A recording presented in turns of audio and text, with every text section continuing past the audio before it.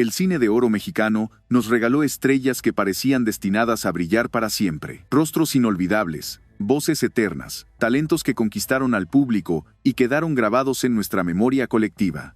Pero algunos de ellos se apagaron demasiado pronto, sin aviso, sin despedidas largas, como si el destino les hubiera arrancado el papel protagónico justo en el mejor momento de su historia. Hoy, en Tiempos de Oro, recordamos a las figuras que nos dejaron jóvenes. Vidas que terminaron cuando apenas comenzaban a escribir su leyenda. ¿Estás listo? Comencemos.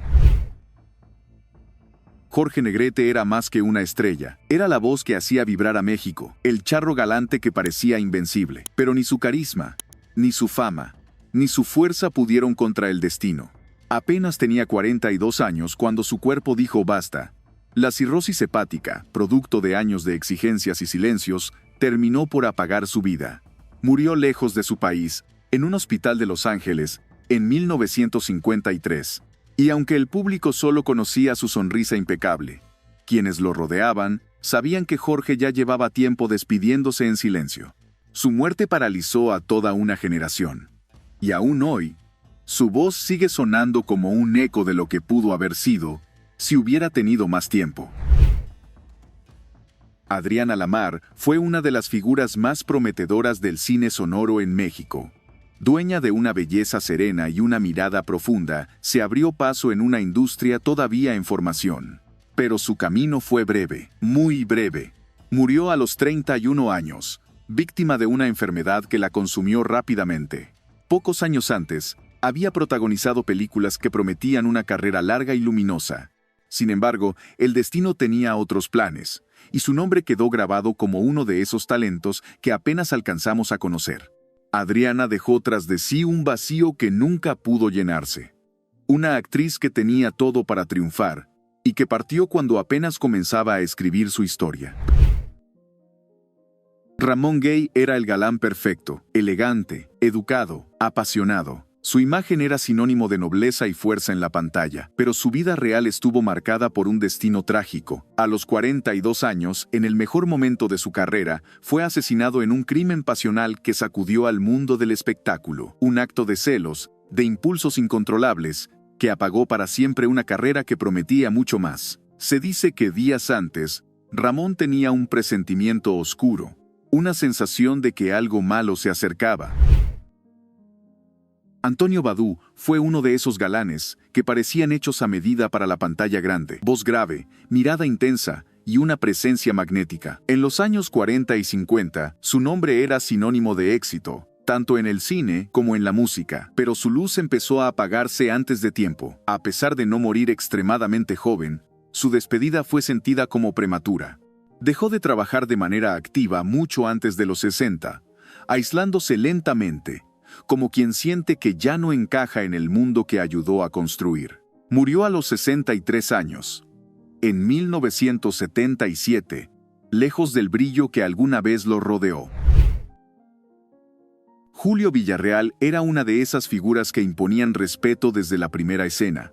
Era un actor de otra época, elegante, meticuloso, dueño de una voz que parecía narrar historias por sí sola. Pero su carrera terminó abruptamente. Una enfermedad repentina lo alejó de los reflectores cuando aún tenía mucho por decir. No hubo despedidas ceremoniosas ni homenajes en vida. De un momento a otro, simplemente desapareció de la vida pública. Murió a los 67 años, en 1958, dejando tras de sí una estela de proyectos inacabados y personajes que nunca llegó a interpretar. Hay quienes dicen que, en sus últimos días, hablaba como si ya estuviera despidiéndose, sin que nadie quisiera aceptarlo. Blanca Estela Pavón fue la novia del cine mexicano, una sonrisa que iluminaba la pantalla, una voz dulce que parecía abrazar a quien la escuchaba. A los 23 años, ya era una leyenda en formación, pero el destino la detuvo brutalmente. Subió a un avión con destino a la Ciudad de México y nunca llegó. El aparato se estrelló en las faldas del Popocatépetl. Lo más estremecedor es que, antes de abordar, le confesó a una persona cercana: «No sé por qué, pero no me siento bien con este viaje». Ese presentimiento se volvió una herida abierta en la historia del cine, porque Blanca Estela no solo murió joven, murió justo cuando estaba a punto de convertirse en eterna. Pedro Infante no era solo un actor o un cantante. Era un símbolo nacional, el rostro de la esperanza, la voz de la nostalgia, el ídolo que parecía invencible. Y tal vez por eso su muerte fue tan devastadora, porque nadie imaginaba un México. Pedro. El 15 de abril de 1957, a los 39 años, Pedro cayó del cielo. Literalmente, su avión se estrelló en Mérida, dejando tras de sí un país entero sumido en la incredulidad. Lo que pocos saben es que, días antes de aquel fatal vuelo, Pedro había comentado en tono de broma entre amigos: «Yo no muero en tierra, yo me voy volando», una frase ligera que hoy suena como una macabra profecía. Su cuerpo, difícilmente reconocible, fue enterrado entre llantos colectivos, pero su leyenda no murió. Fernando Soto, mejor conocido como Mantequilla, fue el eterno amigo, el cómplice risueño, el rostro simpático que equilibraba cualquier drama en pantalla. Pero detrás de esa sonrisa había un hombre que, en sus últimos años, cargaba con un cansancio silencioso. Siguió trabajando hasta casi el final. Todavía aparecía en películas y programas de televisión, como si quisiera estirar el tiempo, como si supiera que le quedaba poco. Murió a los 59 años, en 1980. No fue un escándalo, no fue una tragedia pública, fue un adiós discreto, pero doloroso. Una salida que dejó vacías muchas producciones que ya lo esperaban, y dejó huérfanos a quienes veían en él no solo a un actor, sino a un pedazo de su propia infancia.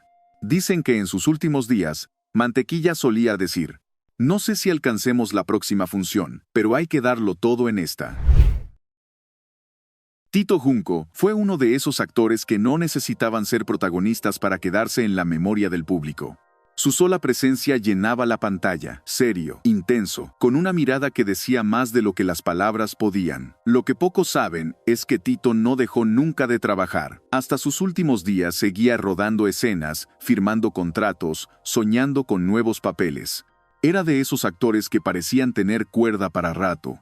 Por eso su muerte, a los 60 años, en 1983, tomó a muchos por sorpresa. No había rumores de enfermedad grave, no hubo retiros anunciados. Simplemente, un día dejó de estar. Algunos colegas decían que en las últimas semanas había cambiado. Más callado, más introspectivo, como quien siente que algo invisible se acerca. Y cuando finalmente partió, dejó proyectos inacabados y un hueco que nadie supo llenar. El cine de oro nos dejó historias inolvidables, canciones eternas y estrellas que iluminaron una época que ya no volverá, pero también nos dejó despedidas prematuras. Voces que se apagaron cuando todavía tenían mucho por cantar, rostros que el tiempo no pudo borrar, porque se fueron justo en el momento en que más brillaban. Hoy los recordamos no solo por lo que hicieron, sino por todo lo que, quizá, aún les faltaba por darnos, porque a veces, las leyendas no nacen por todo lo que vivieron, sino por todo lo que no alcanzaron a vivir. ¿Qué estrella crees que habría cambiado la historia del cine mexicano si hubiera vivido más tiempo?